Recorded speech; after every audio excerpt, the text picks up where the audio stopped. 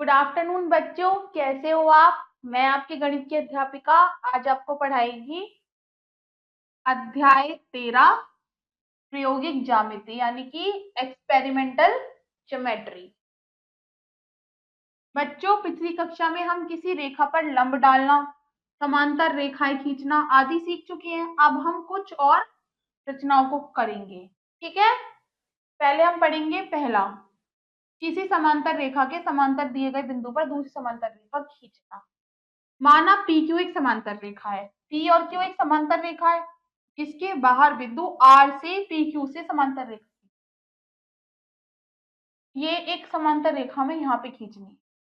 तो रचना के चरण क्या होंगे। पहला, एक पी क्यू रेखा खींचे और इसके बाहर एक बिंदु आर निर्धारित कीजिए। पी क्यू रेखा खींचे और इसके बाहर एक बिंदु आर निर्धारित करी। फिर क्या करा, पी क्यू पर एक बिंदु टी लेकर आर को टी से मिलाइए। पी क्यू पर एक बिंदु टी लिया और आर को टी से मिला दिया। अब कोण आर टी क्यू मापिए और बिंदु आर पर उसी माप का विपरीत दिशा में एक कोण एस आर टी बनाइए। आपने क्या किया, त्रिभुज आर टी क्यू मापा, आर टी क्यू मापा और अब हमने क्या किया, बिंदु आर पर उसी माप का विपरीत दिशा में एक कोण एस आर टी बनाया, एस आर टी बना दिया। ये विपरीत दिशा का कोण बन गया। फिर क्या करा, रेखा एस आर को एम तक बढ़ा दीजिए। एस आर को हमने एम तक बढ़ा दिया। अतः पी क्यू और एस एम जो कि बिंदु आर से होकर जाती है, पी क्यू और एस एम बराबर हो गई और ये बिंदु आर से होके जा रही है। दूसरा है, दी गई दूरी पर एक रेखा के समांतर रेखा खींचिए। ये दी गई दूरी पर समांतर रेखा, इसकी रचना के चरण देखते हैं। पहले क्या करना है, एक रेखा पी क्यू खींचिए। पी और क्यू रेखा हमने खींची तथा इस पर दो बिंदु एम और एन लीजिए। एम इधर लिया और एन इधर लिया। ठीक है, अब क्या किया, अब त्रिभुज क्यू एन ओ पर 90 डिग्री का बिंदु, क्यू एन ओ पर, क्यू एन ओ पर 90 डिग्री का बिंदु लगाया और तथा त्रिभुज पी एम पी पर 90 डिग्री का बिंदु एम बनाइए। पी एम और पी आर पर 90 डिग्री का बिंदु बना दिया। ठीक है, फिर क्या करा, अब 4 सेंटीमीटर त्रिज्या लेकर बिंदु एम तथा एन को केंद्र मानकर रेखा एल एम और ओ एन पर चाप लगाइए। 4 सेंटीमीटर त्रिज्या लेकर एम से एन को केंद्र मानकर, इसको केंद्र मानकर 4 सेंटीमीटर का, ऐसे इसमें 4 सेंटीमीटर का, तो ये हो गया एल एम, ये हो गया ओ एन, जो रेखाओं को क्रमशः बिंदु आर और एस पे काट रहा है। ये एस पे आर पे काट रहा है, ये एस पे काट रहा है। ठीक है, तो फिर क्या करा, आर तथा एस को मिलती हुई रेखा खींचिए। आर और एस से मिलती हुई रेखा हमने खींच दी। अतः रेखा आर एस रेखा पी क्यू के समांतर है जो 5 सेंटीमीटर की दूरी पर है। इन दोनों की दूरी हो गई 5 सेंटीमीटर। अब हम पढ़ेंगे त्रिभुजों की रचना। अब हम त्रिभुजों की रचना करेंगे जबकि त्रिभुजों की रचना के लिए आवश्यक मापें दी गई हैं। ठीक है, पहले है एस एस एस त्रिभुज रचना। इसमें त्रिभुज की तीनों भुजाएं ज्ञात होती हैं। इस प्रकार की रचना में त्रिभुजों को गुणा को ध्यान में रखेंगे। जैसे त्रिभुज की दो भुजाओं का योग सदैव तीसरी भुजा से बड़ा होता है। ठीक है, दो भुजाओं का योग तीसरी भुजा से बड़ा होगा। उदाहरण एक, माना कि हमें त्रिभुज एक्स वाई जेड की रचना करनी है जिसकी भुजा X Y 4.8 centimetre, X Z 4 और जेड वाई 3.5 सेंटीमीटर है। अब इसकी रचना के चरण देखते हैं। पहले क्या करेंगे, एक रेखा एक्स वाई बराबर 4.8 सेंटीमीटर खींची। एक्स वाई ये हमने खींची 4.8 सेंटीमीटर की। फिर क्या करा, एक्स को केंद्र मानकर 4 सेंटीमीटर का चाप लगाइए। एक्स को केंद्र मारा, 4 सेंटीमीटर का एक चाप लगाया। फिर क्या करा, दोबारा क्या करा, वाई को केंद्र मारकर 3.5 सेंटीमीटर का दूसरा चाप लगाओ जो कि पहले वाले चाप को बिंदु जेड पर काटती है। ये वाई को केंद्र माना और 3.5 सेंटीमीटर का एक चाप लगाया जो कि यहाँ पे जेड पे कट रहा है। अब क्या करा, एक्स से जेड तथा वाई से जेड को मिला दीजिए। एक्स से जेड को मिला दिया, वाई से जेड को मिला दिया, त्रिभुज की रचना हो गई। उदाहरण 2 देखते हैं। एक त्रिभुज एबीसी की रचना कीजिए जिसमें भुजा ए बी बराबर 6.5 सेंटीमीटर, BC बराबर 5.5 और AC बराबर 4 सेंटीमीटर है। इसकी रचना के चरण देखते हैं। पहले क्या करेंगे, एक 6.5 सेंटीमीटर लंबी भुजा AC खींची, 6.5 लंबी भुजा AC खींच ली।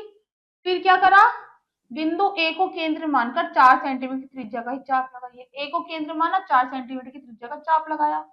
फिर अब बिंदु C को केंद्र मानकर 5.5 सेंटीमीटर त्रिज्या का चाप लगाओ, जो पहले वाले चाप को बिंदु B पर काटती है।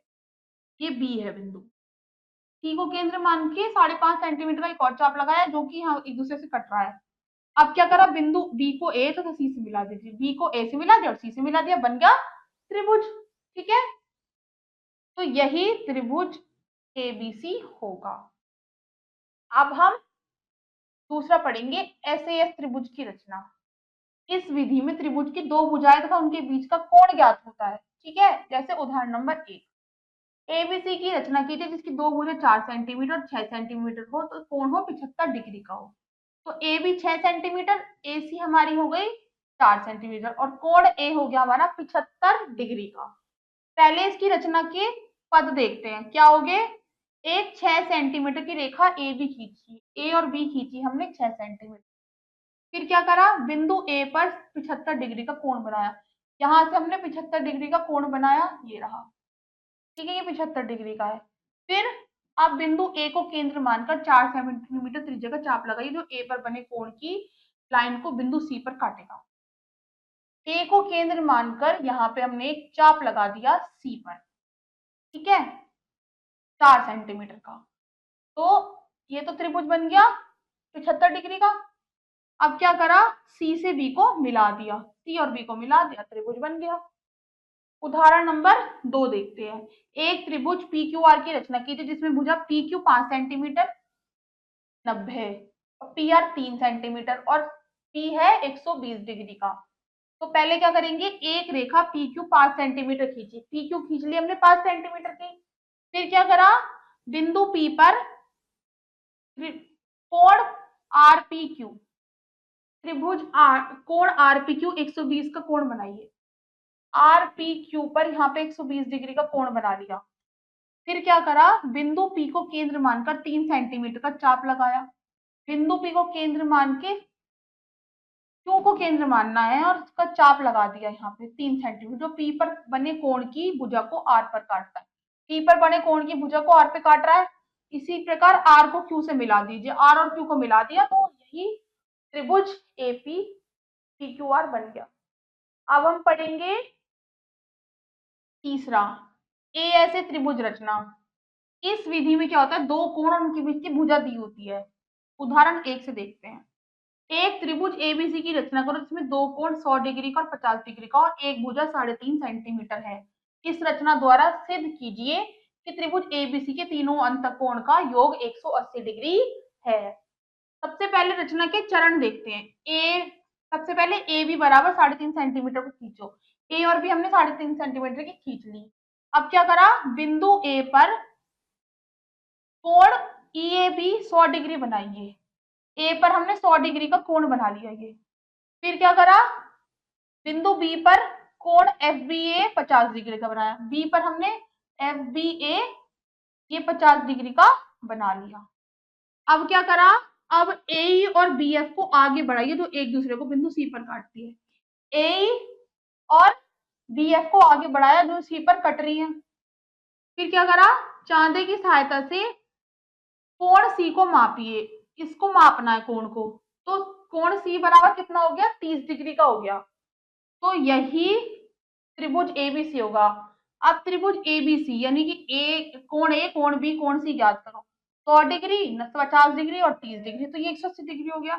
अतः त्रिभुज ABC के तीनों कोणों का योग हो गया 180 डिग्री। अब हम पढ़ेंगे उदाहरण 2।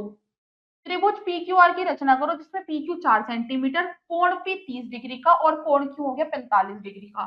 रचना के चरण देखते हैं। पहला, एक रेखा PQ बराबर 4 सेंटीमीटर, P और Q खींचिए 4 सेंटीमीटर की है। ठीक है, फिर क्या करा हमने, बिंदु P पर कोण SPQ 30 सेंटीमीटर बनाया। ये यहाँ पे हमने 30 सेंटीमीटर का कोण बनाया SPQ। ठीक है, और CQ पर TOP 45 डिग्री, क्यू पी बनाया 45 डिग्री का कोण। अब क्या करा, PS और TQ को आगे बढ़ाया, PS और TQ को आगे बढ़ाया जो R पर काटती है और त्रिभुज बन गया। ठीक है बच्चों, अब हम पढ़ेंगे चौथा, RHS समरूपता द्वारा त्रिभुज रचना। कैसे करते हैं, समकोण त्रिभुज की रचना के लिए हमें कर्ण तथा एक भुजा ज्ञात होनी चाहिए। उदाहरण नंबर 1, एक समकोण त्रिभुज ABC की रचना कीजिए जिसका आधार 4.5 सेंटीमीटर और कर्ण AC है 5.6 सेंटीमीटर। तो इसकी रचना के पद देखते हैं। पहले क्या करा, एक रेखा AB बराबर 4.5 सेंटीमीटर खींची, ये 4.5 सेंटीमीटर की हमने रेखा खींची। फिर बिंदु B पर DBA 90 डिग्री बनाइए, B पर हमने ये बनाया DBA 90 डिग्री का कोण। फिर क्या करा, बिंदु A को केंद्र मानकर 5.6 सेंटीमीटर त्रिज्या का एक चाप रेखा BD पर लगाइए जो इसे C पर काटता हो। A को केंद्र माना और यहाँ पे चाप लगाया 5.6 सेंटीमीटर का। फिर क्या करा, अब A को C से मिला दीजिए, A को C से मिला दिया तो क्या बन गया, यही अभीष्ट त्रिभुज ABC हो गया। ठीक है, उदाहरण 2 देखते हैं। एक समकोण त्रिभुज दे रखा है XYZ की रचना करो जिसमें आधार 4.3 सेंटीमीटर और कर्ण 6.2 सेंटीमीटर हो। इसकी रचना के चरण देखते हैं। पहला क्या करेंगे, एक रेखा X और Y बराबर 4.3 सेंटीमीटर खींचिए, X और Y खींच ली 4.3 सेंटीमीटर की। फिर बिंदु Y पर कोण XYT 90 डिग्री बनाया, Y पर X ये हो गया XYT, ये T मान लिया इसे, 90 डिग्री का कोण बना दिया। फिर क्या करा, अब बिंदु X को केंद्र मानकर 6.2 सेंटीमीटर त्रिज्या का एक चाप लगाइए, X को केंद्र मानकर यहाँ पे एक चाप लगाया 6.2 सेंटीमीटर का जो YT रेखा को Z पर काटता है। YT रेखा को ये Z पर कट गई।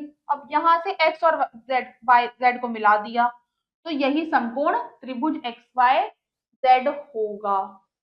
ठीक है, इसी के साथ ये अध्याय यही समाप्त होता है। इस अध्याय का अभ्यास आप स्वयं करेंगे।